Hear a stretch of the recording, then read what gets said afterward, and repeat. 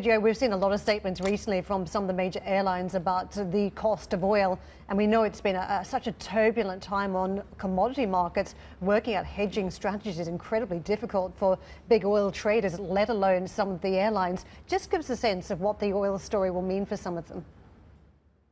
Yeah, indeed, this is after the COVID crisis, another headwind for the aviation industry.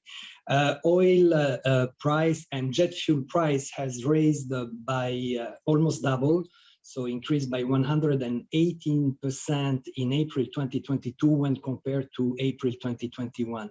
So for an airline, jet fuel cost can represent up to 40% of the cost of an airline. And this is indeed another challenge to face for our industry.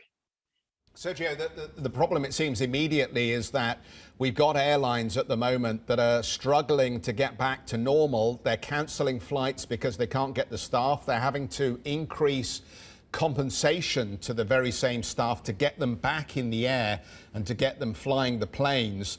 Can they continue with their green agendas whilst they're facing higher costs just on the operating side? Yeah, that's a very valid point. Now that passengers get back in the airport and want to fly, we can see really everywhere a sharp rise in the number of reservations, and this summer will be as well a critical moment.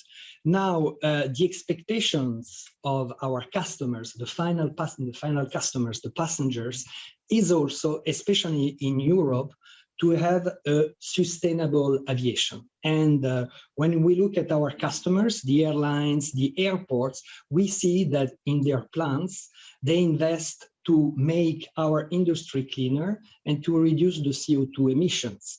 And by the way, when you look at the statements from IATA, the Airline Association, or ACI, the Airport Worldwide Association, they have all set up a target to become carbon neutral by 2050.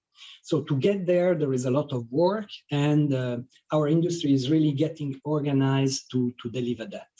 So Joe, in your report, as you point to a cocktail of challenges, can we just talk about that demand story a little bit? Because in the United States, it's part of the inflation basket now as we talk about the increases in airfares. But here in Europe, it feels as though demand is still uneven. We had reports, a lot of people still booking very, very late. There are signs now, some hope of confidence that we could see summer and even winter down the track look okay for the airlines. But that said, we've still potentially got the COVID challenge. We don't know what twists and turns are still on the road here. So what do you make of that demand story and just what's bankable for the airlines at this point?